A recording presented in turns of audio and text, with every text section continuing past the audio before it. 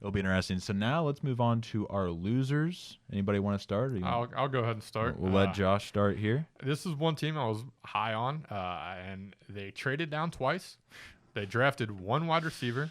They drafted a 25-year-old running back, and then they drafted a player that's never played football in his life. Crazy. The Buffalo Bills. What are we doing here? Like, the wide receiver core alone needed help, and you only got one. Now, mind you, Keon Coleman, great player. I think he's going to be excellent at the next level. Potential number Agreed. one. Completely agree on that. Potential number one wide receiver. Definitely. But, man, you got to get a little more help. Like, there was no help. And a 25-year-old running back? No, thanks. I'm good. You see, I like that Coleman pick. However, I would prefer who was selected with their draft pick that they traded to the Kansas City Chiefs of all teams. Do we remember what happened the last time PTSD. the Bills traded with the Chiefs in the first round? Can anybody, Garrett, do you want to say it? Like, I'm gonna say, Garrett, do you remember? Because you remember? I remember. I remember. Does Garrett remember? No. Oh No? What, Ben? Do you remember? I actually do not. Has do not anybody ever remember. heard of the name Patrick Mahomes? The second? Yep. I think it's the second, not Patrick Mahomes. Touche. The second. Yeah. Yeah, second. Okay. Yes. No. The last time that the Bills and Chiefs decided to trade, the Bills gave the Chiefs Patrick Mahomes. And I really like the Wilson. What's his first name? Roman's the Michigan. Yeah. Which one are you talking about for? Who the Chiefs drafted? They drafted the wide receiver from Texas, Xavier Worthy. Worthy. I knew it was a W. Yeah, Xavier Worthy. I like him so much I don't even know his name. Really fast guy. Mhm. That, because Kansas City just needs more of them. Yeah. What are we doing, Buffalo? Okay, look, I need to go on a quick rant real fast. Let's hear it. Dear NFL teams, we all have a phone here that when they call and it's like, hey, this is who's trying to trade. When the Kansas City Chiefs are trying to trade you, don't answer the phone. See this phone? That's all. Thank you. See this phone? You just Don't toss it away. Don't answer it. Don't answer it. Stop helping that team. Please. Please. For all that's holy. I mean, Ben, do you got anything here? I mean, Ben's a little scared. yeah. All right. We are passionate fans here. Yeah. I mean, I don't have much to say about the Bills regardless, though. I mean, Josh, you made a good point about Coleman. I think he'll develop into a great player. But overall, But you still got to get him more weapons. Like I literally think Curtis Samuel is his number 2. Who's number 1? Keon Coleman. Oh. He's got it. Okay. Oh, I mean, like starting. Yeah. Also, though, to add Opening on to day. that, trading down and not drafting Keon Coleman in the first round, you lose out on that extra year. Yeah.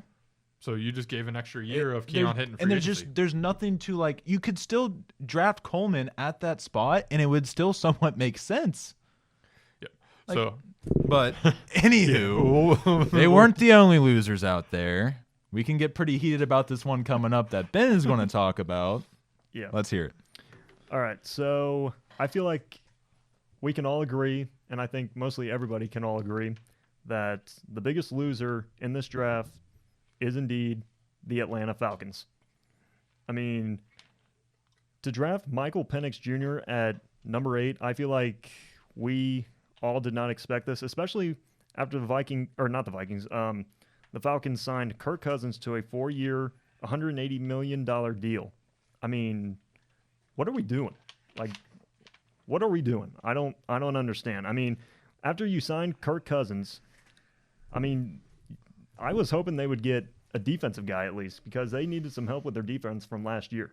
or a weapon named Rome Odunze, Yeah. to get Kirk Cousins help. Like, he's got Drake London, he's got Kyle Pitts, who I expect big years and big things out of. But how do you not take Rome Odunze at number 8? How? Yeah. Beyond me, man. It's beyond me. I saw a TikTok of this guy. He's a Falcons fan. He's like, the Falcons are the type of team that, or the type of person that would look at a car, see that it doesn't have a tire on it, and be asked, "Oh, what's wrong with that car?" "Oh, doesn't have enough gas in it." So, I mean, that's pretty much exactly what happened here. You got Kirk Cousins. You got needs that need to be filled. You got that lack thereof a tire, and you go ahead and decide to put more gas in it, but the gas is already full. What are we doing here? I don't know. It just shows to me that they are not committed to Kirk Cousins long term. They don't think he's the long term option. It makes me question if he'll even be able to start. Maybe he's hurt so long. They announced he will definitely start. He is well, for I sure knew the he would starter. start over Penix, but he's not. There's no injury concerns with him getting Yeah. starting day one. I guess my big thing is, so you're looking at 2 years of Michael Penix, because I know you mentioned 4 years, but they do have an opt-out after 2. It's $290 guaranteed. So next 2 years, Kirk Cousins is the starting quarterback for Atlanta. There's no ands, buts about that. Correct. Michael Penix will be 26 years old and sitting on the bench for 2 years. Yeah, I'm good. yeah, I don't like that at all. I mean, I feel like Michael Penix Jr. I think he had from what we all saw at Washington, leading them to the national championship. I felt like he had potential to be a starting quarterback, but now that he's not going to get much playing time on the field, it's definitely a shame for sure. In the Falcons' defense, I will close with this. In the Falcons' defense, literally, after they drafted Michael Penix, everyone's complaint was the defensive line needed to be addressed. They drafted a D-line, edge defender, actually, D-line, and linebacker after that. All of which are prospects that I like, could develop into starters, but you could have gotten a much better prospect at 8. Yeah, there was For a sure. there was a lot of hype on Ruocco coming out. They wanted him here in Cincinnati. He's a run stuffer and everything else. Yeah. Braylon Trice, I'm a little iffy on because he's that tweener linebacker DN guy. Yeah. So I don't know. I'm assuming Dan Quinn will move to the 3-4, so he makes a little more sense. But like I said, so for the next 2 years, you're Dan getting Quinn and the Falcons? Oh no, not Raheem Morris. I Raheem apologize. Morris. Yeah, Raheem Yeah, Morris. I yeah. apologize. Well, Dan Quinn you used to said that coach and it them. made sense, and I was like, well, he used to coach them, Yeah, but like, sorry. wait a minute, no, Yeah, he's over Raheem- at Washington now. Yeah, Raheem Morris. But the Michael Penix thing is just that's 2 years. You're not getting production out of your top 10 pick when you could have turned around and got production immediately. Immediately. I thought they could compete for a championship as early as this they year. went from NFC Championship contenders to I don't see it. It's off of one thing.